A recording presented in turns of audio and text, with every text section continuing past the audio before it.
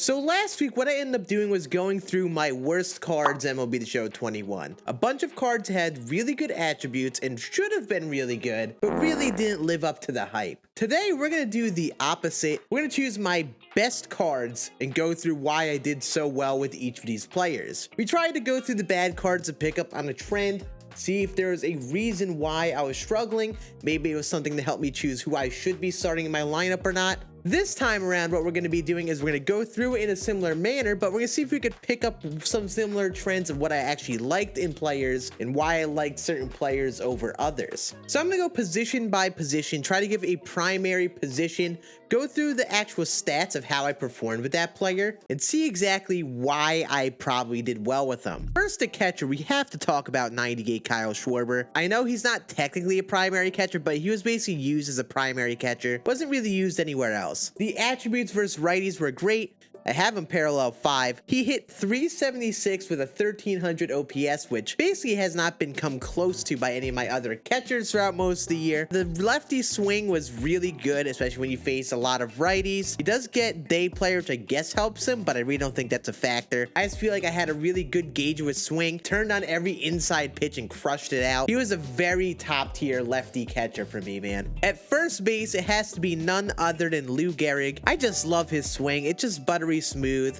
The stride that he has to plate is just perfectly smooth for me. I feel like I get the timing down perfectly. 375, 1355 OPS is very solid. I like my ability of hitting versus both sides. Now, he's got a very similar average versus righties as he does versus lefties. He can hit the ball out to left field. He can also hit it to right because he's not only a home run hitter. He just does a little bit of everything, you know. Next, we have Jackie Robinson, who I probably should be considering using on my team at this point. This batting average is absolutely unreal. It's like 419. And I know a fair bit of this is probably from event using, but you know how insane that is? And yeah, he's still on my bench because of all the different players we have in this game. You know, his power's in the mid 80s. If you square up a ball, like a hanging breaking ball, he will still hit it out. Also, I did just realize I hit 500 versus lefties with Jackie.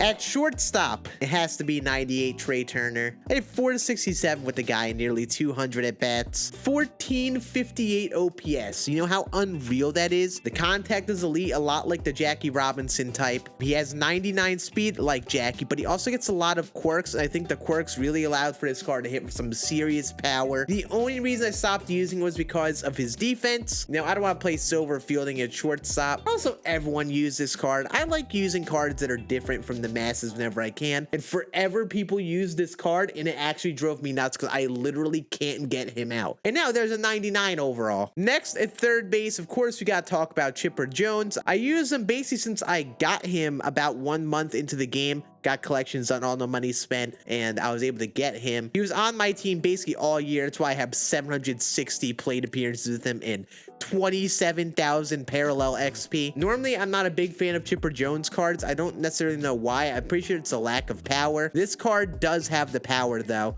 You know, above 110 basically versus both sides.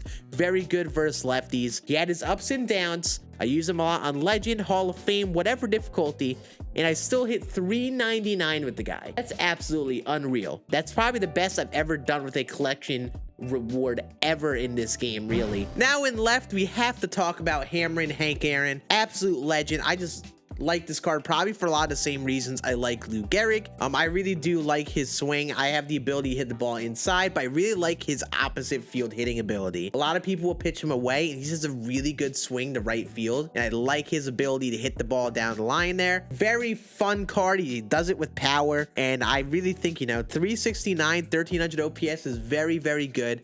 I, again, use this card a lot on Legends, so it's a big factor for that. And Hank is an absolute legend. I think this card lived up for the hype for me. Next, we have Live Series Mike Trout, and we have to mention Live Series Mike Trout. Again, I got him right around the same time I got Chipper Jones, used him for a while. I stopped using him because, again, a lot of people used him, and not that the card was bad. I was really good with him. 1300 OPS, 379 batting average. Again, he gets the benefit of the quirks. Really helps this card take him to another level, plus the parallels. I really did like Mike Trout and his swing. I've been really good with his 99 as well. You know, you can never go wrong with a good Mike Trout. A lot of people do well with this card. And finally, a relatively new card. We have 99 Juan Soto. If you see the stats, you see how insane this man has been. 404 batting average, 1500 OPS basically. That's absolutely insane to me how good this card is. Again, quirks help him. 349 versus left, that's not good. It actually is very good, but for Juan Soto, it's not good. The dude hits 420 versus righties. Dude just demolishes righties in a manner I've never seen before.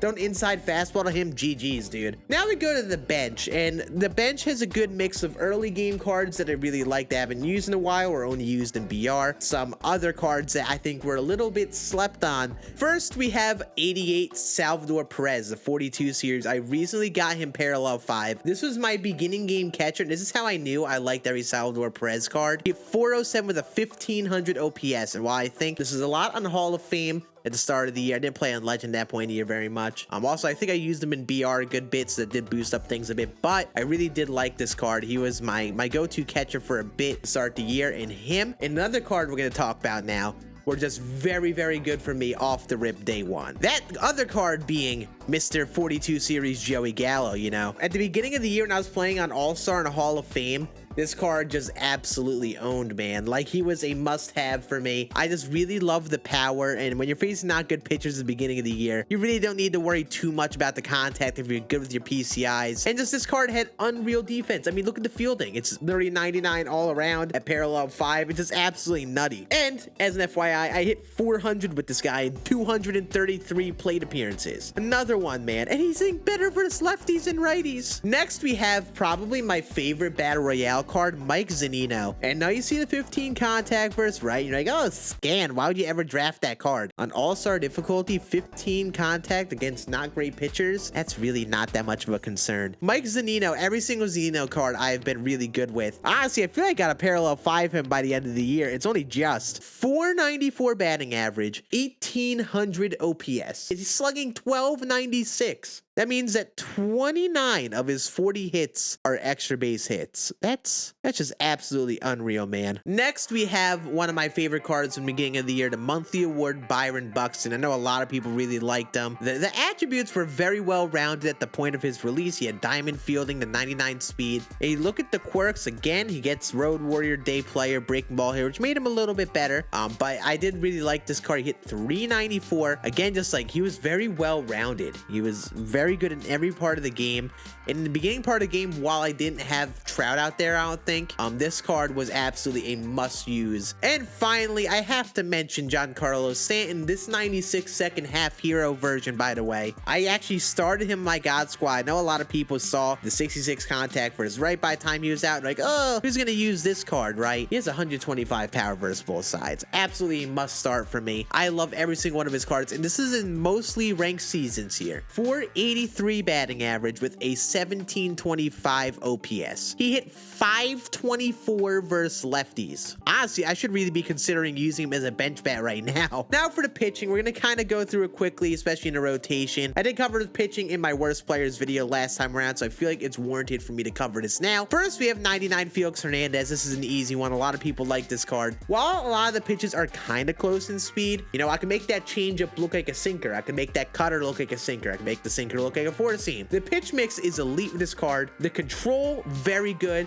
You don't miss many spots, and he has a lot of break. And I felt like playing on Hall of Fame and Legend, this card was an absolute must for me. Next, we have Oral Hershiser. 288 ERA in 50 innings thus far. That's very solid. Again, he's very similar to Felix, except he has a little lower Ks per 9, but I think he actually gets the benefit of a really slow changeup. I love the slow changeup and slider on him, just because you could really change speeds. If you're playing against those people who were really dialed up against fastballs, that slow changeup away or that slow slider away is really going to get them to roll over the ball a lot, which I think is a really good change of pace from guys like DeGrom, Verlander, who have very hard sliders. Next, we have 98 James Paxton, and I know this one probably will come to a surprise to some of you guys, but he went 28-3 for me with a lot of event games, that is, so very impressed how I did that in events still. 308 ERA with a 106 106 whip. I mean, that win-loss is undeniable. And now, basically the opposite of James Paxton, we have Edward Cabrera. I mean, we have to mention Edward Cabrera. 3.40 ERA. I didn't use him that much because, again, everyone uses this card. Just for reference, there are 34,000 people that have this card parallel 5. There are 200,000 people that have him parallel 3. This card was used basically by everyone during the peak of the game. He was the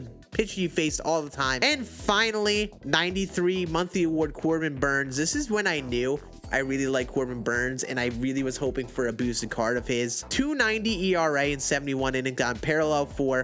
The only reason I took him out, I think, eventually was because, again, a lot of people use this card, and it got to the point everyone was using Corbin Burnes, and there was a little bit better options hits per 9 and stamina wise, so I pushed him to the side. But this card was very fun. I really like this card. And now in the pen, we'll go through it quickly. I have parallel 5 Mariano Rivera. Really like this card. 3.77 ERA. Honestly, he has been like the absolute lockdown guy in my pen. Rob Dibble was actually lights out for me. I should put him back in my bullpen now. 2.84 ERA. 104 whip. Jonathan Loaizaga has actually really impressed me. In 17 innings, he has a 2.12 ERA. I was struggling looking for lefties, but we do have 93 Dan Plesac, who I used a very, very little bit, and I really didn't keep my bullpen because of the 3-pitch mix, but in 3.1 innings, he has not given up a run. Kenley Jansen, he's pretty solid. I mean, I've not been too bad with him. He's basically just like a slightly worse Mariano Rivera for me. I mean, there's not that much to talk about with Kenley, right? One underrated reliever, Edwin Diaz, absolute Hall of Fame legend warrior for me. Big reason I used him, he had 120 hits per 9. This is a pretty interesting one. 92 Joakim Soria. I think I used him in a BR run or two, and the man was absolutely lights out. And finally, probably my favorite lefty in the game. I know the stats don't show that he's the best ever, but you gotta talk about Aroldis Chapman. 75 strikeouts in 54 innings is very good. And there we go. There is the God Squad of all God Squads, my favorite players I've used all year. Let me know in the comments section, who have you been really good with that maybe not everyone expected, or just in general, who have been your best players and will be the show 21. I love to see the conversation talk. Maybe one day what we'll do is we'll go through the comments of the previous video and this video, and we'll just read some of the hot takes. You know, sometimes I see crap like 97 Key Brian Hayes is the best card in MLB The Show 21. Sometimes you see crazy stuff like that, and I like to see that. I think it's really interesting to talk about. But that's going to be it. I hope you guys enjoyed this video. We are going to take this team into ranked seasons later this week. So if you want to watch that, make sure you sub down below, and we will take this team into ranked seasons. Hopefully we can do really well. You all have a great rest of your day, and I'll see you all again on a video later this week. Deuces.